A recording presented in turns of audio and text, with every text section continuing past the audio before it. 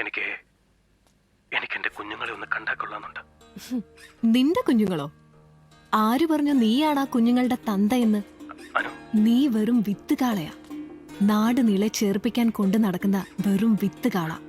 പിന്നെ നിന്റെ പ്രലോഭനത്തിൽ വീണ പഴയ അനുരാധയല്ല ഞാനിന്ന്.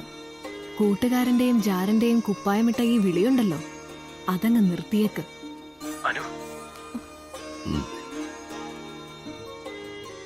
You get lost from our life.